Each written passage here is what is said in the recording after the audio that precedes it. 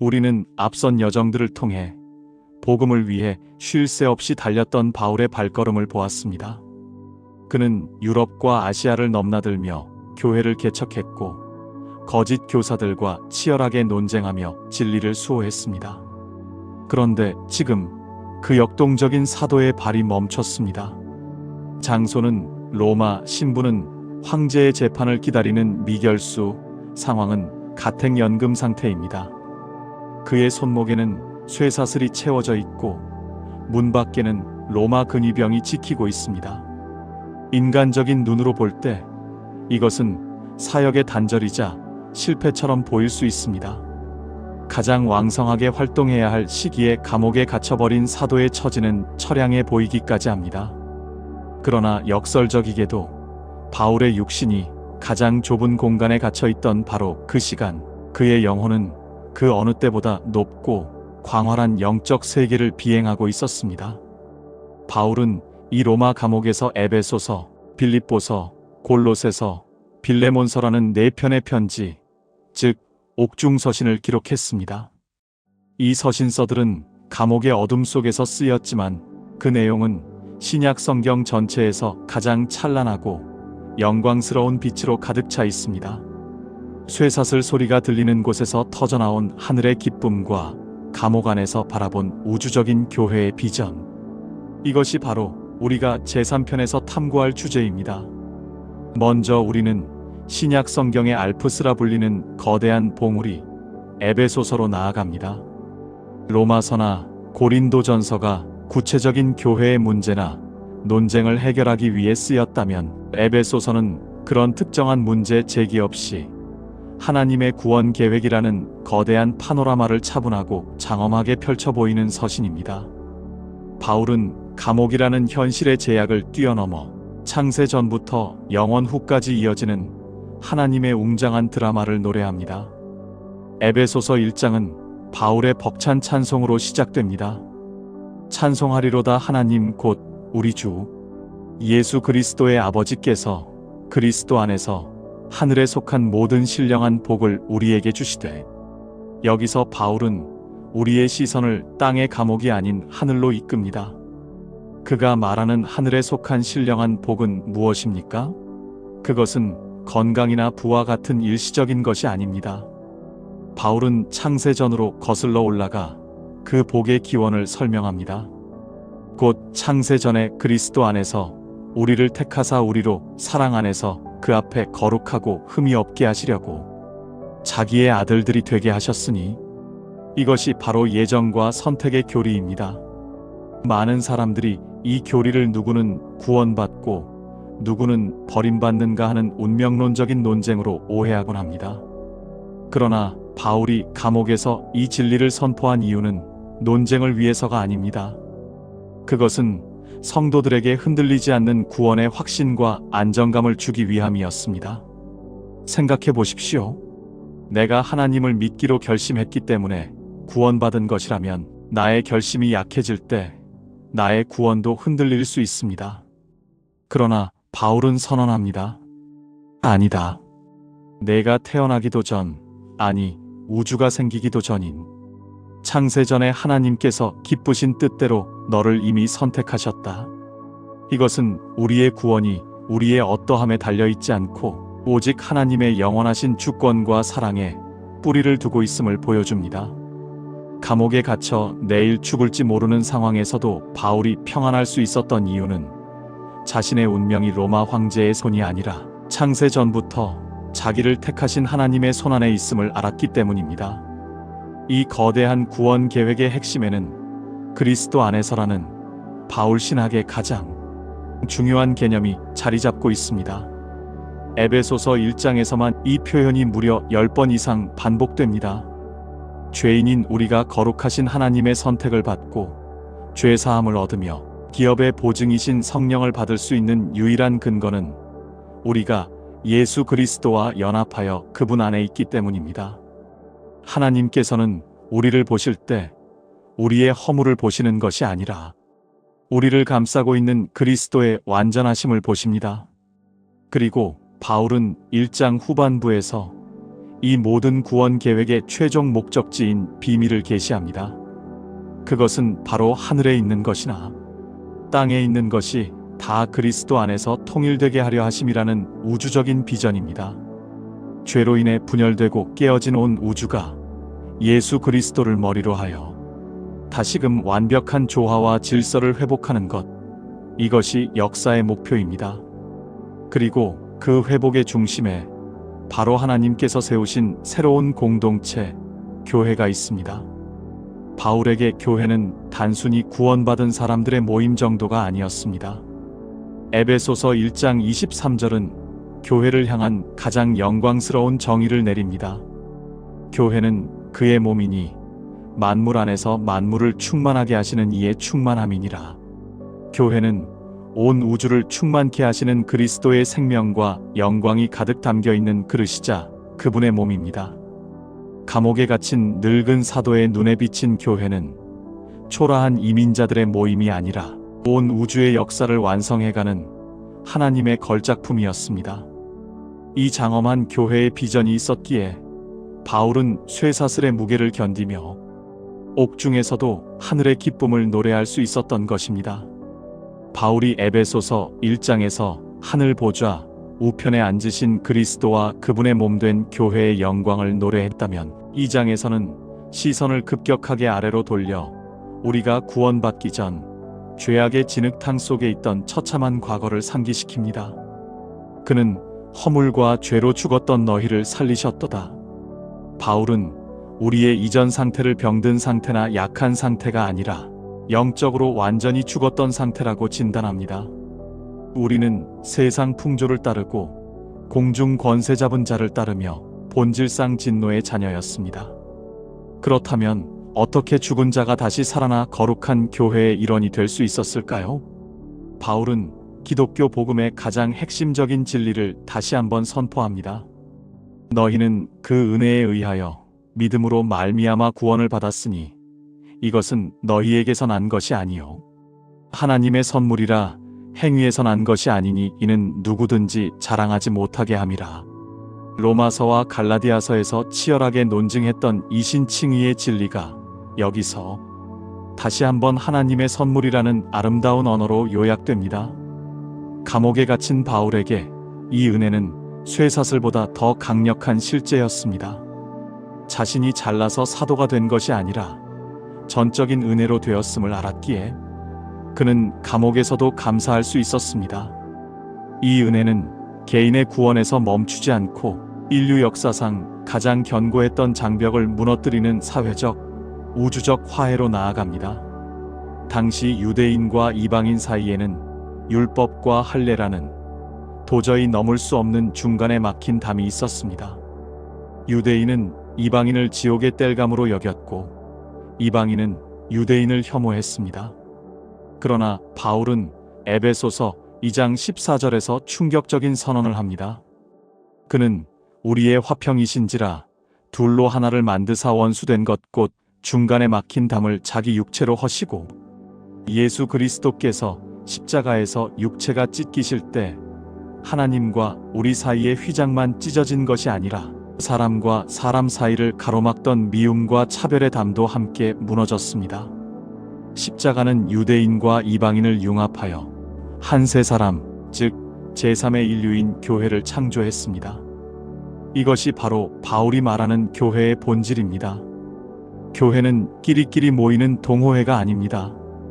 교회는 세상에서는 결코 하나 될 수 없는 사람들 주인과 노예, 유대인과 헬라인, 부자와 가난한 자, 이 그리스도의 피 안에서 한 가족이 되는 기적의 공동체입니다. 그러므로 이제부터 너희는 외인도 아니요 나그네도 아니요 오직 성도들과 동일한 시민이요 하나님의 권속이라. 에베소서의 전반부가 이처럼 교회의 영광스러운 신분을 다루었다면 후반부는 그렇다면 그 신분에 걸맞게 어떻게 살 것인가를 다룹니다. 바울은 그러므로 너희가 부르심을 받은 일에 합당하게 행하여라고 권면을 시작합니다. 그 첫 번째 실천 강령은 바로 하나됨을 지키는 것입니다. 평안에 매는 줄로 성령이 하나 되게 하신 것을 힘써 지키라. 하나됨은 우리가 만드는 것이 아니라 성령께서 이미 만드신 것을 깨트리지 않고 지켜내는 것입니다. 이를 위해 필요한 것은 겸손, 온유, 오래 참음, 그리고 사랑 안에서 서로 용납하는 성품입니다. 또한 바울은 옛사람을 벗어버리고 새 사람을 입으라고 명령하며 거짓을 버리고 참된 것을 말하며 분을 내어도 죄를 짓지 말고 도둑질하지 말고 구제하며 더러운 말 대신 은혜를 끼치는 말을 하라고 구체적인 삶의 윤리를 가르칩니다. 그리고 마침내 5장 18절에서 술 취하지 말라. 오직 성령으로 충만함을 받으라고 명령하며 이 모든 윤리적 삶의 동력이 성령 충만에 있음을 강조합니다. 에베소서의 대미를 장식하는 것은 영적 전쟁에 대한 가르침입니다. 바울은 지금 로마 감옥에 갇혀 있습니다. 그의 눈앞에는 그를 감시하는 로마 군인이 완전 무장한 채 서 있었습니다. 바울은 그 군인의 갑옷을 바라보며 성도가 입어야 할 영적인 무장을 떠올립니다. 우리의 씨름은 혈과 육을 상대하는 것이 아니라 악한 영들을 상대하는 것이기 때문입니다. 그러므로 하나님의 전신 갑주를 취하라. 진리로 너희 허리띠를 띠고 의의 호심경을 붙이고 평안의 복음이 준비한 것으로 신을 신고 모든 것 위에 믿음의 방패를 가지고 구원의 투구와 성령의 검 곧 하나님의 말씀을 가지라. 이 비유는 탁월합니다. 진리의 복음, 믿음, 구원 말씀. 이것들은 바울이 평생을 바쳐 전했던 복음의 핵심 요소들입니다.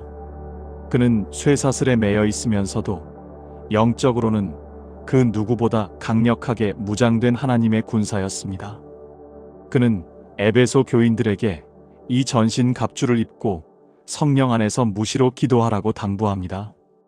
에베소서는 이렇게 하늘의 영광에서 시작하여 십자가의 화해를 거쳐 가정과 일터의 윤리로 내려왔다가 마침내 치열한 영적 전쟁터의 한복판에서 승리를 선포하며 마무리됩니다. 감옥에 갇힌 사도가 보낸 이 편지는 교회야말로 하나님의 비밀이 담긴 우주적인 걸작품임을 온 세상에 드러낸 웅장한 서사시였습니다. 우리가 앞서 살펴본 에베소서가 교회라는 거대한 우주적 건축물의 설계도와 같다면 이제 펼쳐볼 빌립보서는 그 교회 안에서 살아가는 성도의 내면을 흐르는 기쁨의 연가와도 같습니다. 빌립보서는 바울이 쓴 편지 중 가장 개인적이고 다정하며 감사가 넘치는 서신입니다. 빌립보 교회는 바울이 2차 선교 여행 때 유럽 대륙에 처음 세운 교회였습니다. 자주 장사 루디아, 귀신 들렸던 여종, 그리고 바울을 채찍질했으나 회심한 간수 가족 등 바울에게는 눈물과 기적의 추억이 서린 각별한 곳이었습니다. 그들은 바울이 로마 감옥에 갇혔다는 소식을 듣고 에바브로디도 편에 헌금을 보내어 옥바라지를 했습니다. 바울은 그들의 사랑에 깊이 감동했고 감사의 마음을 담아 펜을 들었습니다. 그런데 놀랍게도 이 편지에서 가장 많이 등장하는 단어는 고난이나 아픔이 아니었습니다. 짧은 4장 안에 무려 16번이나 반복되는 단어, 바로 기쁨과 기뻐하라였습니다. 사형 선고를 기다리는 지하 감옥의 죄수가 감옥 밖의 자유인들을 향해 기뻐하라고 외치는 이 역설. 도대체 바울의 그 기쁨은 어디에서 오는 것일까요? 빌립보서 1장에서 바울은 자신의 매임을 바라보는 놀라운 관점을 제시합니다. 보통 사람에게 감옥은 사역의 중단이자 실패입니다. 그러나 바울은 말합니다. 형제들아, 내가 당한 일이 도리어 복음 전파의 진전이 된 줄을 너희가 알기를 원하노라. 어떻게 감옥행이 복음의 진전이 되었을까요? 바울을 감시하기 위해 24시간 교대로 쇠사슬에 함께 묶여 있었던 사람들은 당대 최정예 부대인 시위대 군인들이었습니다. 그들은 원하든 원하지 않든 바울 곁에서 그가 드리는 기도를 듣고 그가 방문객들에게 전하는 복음을 들어야만 했습니다. 그 결과 로마 황실을 지키는 시위대 안으로 복음이 침투해 들어갔고 그들을 통해 가이사의 집안 사람들에게까지 전파되었습니다. 바울은 자신이 갇혀 있는 것이 아니라 하나님께서 자신을 로마 심장부의 선교사로 파송하신 것임을 깨달았습니다. 이처럼 해석의 능력이 곧 기쁨의 원천이었습니다. 상황은 최악이었지만 그 상황을 하나님의 주권이라는 안경을 쓰고 해석할 때 감옥은 선교지가 되었고 고난은 영광의 기회가 되었습니다. 더 나아가 바울은 삶과 죽음의 경계선 위에서도 자유로웠습니다. 그는 고백합니다. 이는 내게 사는 것이 그리스도니 죽는 것도 유익함이라. 이것은 기독교 역사상 가장 위대한 생사관의 고백입니다. 그에게 삶의 목적은 오직 그리스도였기에 살아서 주님을 섬기는 것도 좋고 죽어서 주님과 함께 영원히 거하는 것은 더 좋은 일이었습니다. 죽음조차 그에게서 기쁨을 빼앗을 수 없었습니다. 세상이 바울을 감당할 수 없었던 이유가 바로 여기에 있습니다. 죽음으로 위협해도 소용없는 사람, 죽음을 오히려 유익으로 여기는 사람을 세상은 이길 수 없습니다. 빌립보서 2장으로 넘어오면 바울은 교회 안의 미묘한 갈등을 해결하기 위해 기독교 신학의 가장 깊은 시면인 기독론을 펼쳐 보입니다. 빌립보 교회 안에는 유오디아와 순두계라는 두 여성 지도자 사이에 다툼이 있었던 것으로 보입니다. 바울은 그들에게 마음을 같이하여 같은 사랑을 가지고 뜻을 합하며 오직 겸손한 마음으로 각각 자기보다 남을 낮게 여기라고 권면합니다. 그리고 그 겸손의 완벽한 모델로 예수 그리스도를 제시합니다. 너희 안에 이 마음을 품으라. 곧 그리스도 예수의 마음이니 그는 근본 하나님의 본체시나 하나님과 동등됨을 취할 것으로 여기지 아니하시고 오히려 자기를 비워 종의 형체를 가지사 그 사람들과 같이 되셨고 죽기까지 복종하셨으니 곧 십자가의 죽으심이라. 이것이 그 유명한 케노시스 찬가입니다. 예수님은 가장 높은 곳에 계셨으나 스스로를 비워 가장 낮은 곳으로 내려오셨습니다. 하나님이 인간이 되셨고 주인이 종이 되셨으며 생명의 주관자가 십자가에서 죽으셨습니다. 바울은 말합니다. 이것이 바로 우리가 품어야 할 마음이다. 교회의 분열과 다툼은 왜 일어납니까? 서로 높아지려 하고 자기를 채우려 하기 때문입니다. 그러나 진정한 기쁨과 하나됨은 예수님처럼 자기를 비우고 낮아져서 섬길 때 찾아옵니다. 바울은 이 자기 비움의 원리가 단지 예수님만의 것이 아님을 보여주기 위해 자신과 디모데 그리고 에바브로디도의 예를 듭니다. 특히 에바브로디도는 바울을 섬기기 위해 로마까지 왔다가 병들어 죽을 뻔했습니다. 그러나 그는 자기 목숨을 돌보지 않고 그리스도의 일을 위해 헌신했습니다. 바울은 이들을 존귀히 여기라고 말합니다.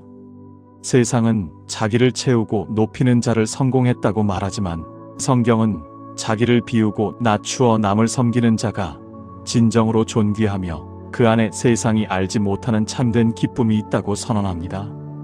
감옥에 갇힌 바울의 기쁨은 바로 이 예수의 마음, 즉 낮아짐의 영성에서 흘러나오는 샘물과도 같았습니다. 우주적인 교회의 영광과 겸손한 자기 비움을 노래한 바울은 이제 서신의 마지막 장인 빌립보서 4장에서 그리스도인이 세상 속에서 승리하며 살아가는 결정적인 삶의 태도를 공개합니다. 그것은 바로 자족의 능력입니다. 감옥에 갇힌 바울은 외적으로는 모든 것이 결핍된 상태였습니다. 춥고 배고프고 외로웠습니다. 그러나 그는 이렇게 선언합니다.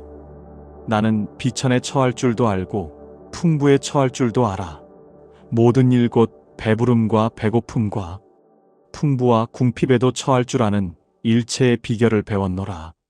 그가 배운 비결은 환경을 바꾸는 능력이 아니라 환경에 지배당하지 않는 능력이었습니다. 그리고 이어서 우리가 너무나 잘 아는 그러나 종종 오해하곤 하는 위대한 고백이 터져나옵니다. 내게 능력 주시는 자 안에서 내가 모든 것을 할 수 있느니라.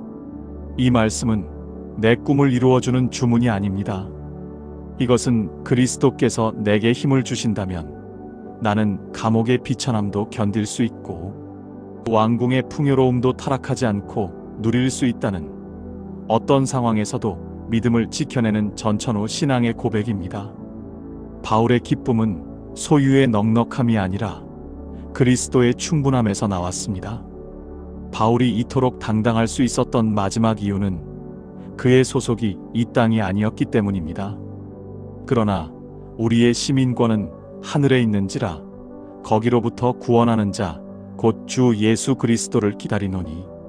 로마의 시민권이 대단해 보였던 그 시대에 바울은 감옥 안에서 더 높은 시민권, 영원한 천국 시민권을 바라보았습니다. 땅의 감옥은 그를 가둘 수 있었지만 하늘을 향한 그의 소망은 가둘 수 없었습니다. 에베소서와 빌립보서, 이 두 옥중 서신은 우리에게 충격적인 도전을 줍니다. 가장 자유로운 몸으로 가장 부요한 시대를 살아가면서도 늘 불평과 원망에 매여 사는 우리에게 쇠사슬에 매인 바울은 진정한 자유와 기쁨이 무엇인지를 보여주었기 때문입니다. 에베소서는 우리에게 더 넓은 시야를 주었습니다. 우리는 우연히 던져진 존재가 아니라 창세 전부터 계획된 하나님의 걸작품이며, 교회는 만물을 충만케 하는 그리스도의 몸이라는 영광스러운 정체성을 확인했습니다. 빌립보서는 우리에게 더 깊은 내면을 주었습니다. 상황이 주는 일시적인 행복이 아니라 그리스도를 위해 자기를 비우고 낮아질 때 찾아오는 하늘의 기쁨, 그리고 어떤 형편에서도 자족할 수 있는 일체의 비결을 가르쳐 주었습니다. 감옥은 바울을 가둔 것이 아니라 오히려 그를 하나님과 더 깊이 독대하게 만드는 골방이 되었습니다. 이 말씀들은 오늘 우리에게 묻습니다. 당신을 묶고 있는 감옥은 무엇입니까? 경제적인 어려움, 질병, 깨어진 관계의 감옥일지 모릅니다. 그러나 바울은 말합니다. 주 안에서 기뻐하라. 감옥 문이 열려야 기뻐하는 것이 아니라 주님이 함께 하시기에 감옥 안에서도 기뻐할 수 있습니다. 이것이 세상이 알지 못하는 그리스도인의 신비이자 능력입니다. 옥중에서도 찬양과 기쁨의 꽃을 피우게 하신 위대하신 하나님. 오늘 저희는 차가운 감옥 바닥에서 쏘아 올린 사도 바울의 가장 뜨거운 고백들을 들었습니다. 풍요로움 속에서도 감사를 잃어버리고 작은 고난 앞에서도 쉽게 낙심했던 저희의 연약한 믿음을 회개합니다. 이제 간절히 구하오니 저희의 눈을 열어 에베소서의 영광스러운 교회의 비전을 보게 하시고 저희의 마음에 빌립보서에 자족하는 은혜를 부어주옵소서. 내게 능력 주시는 자 안에서 내가 모든 것을 할 수 있느니라는 고백이 단지 성공을 위한 주문이 아니라 어떤 고난도 이겨내는 믿음의 선포가 되게 하옵소서. 그리하여 저희의 삶이 환경을 초월하여 하늘 시민권자답게 당당하고 기쁨 넘치는 삶이 되게 하여 주옵소서. 저희의 기쁨 되시는 우리 주 예수 그리스도의 이름으로 기도드립니다. 아멘. 이 영상이 주님의 은혜를 나누는데 도움이 되셨다면 채널을 위해 구독과 좋아요로 마음을 표현해 주시기를 부탁드립니다.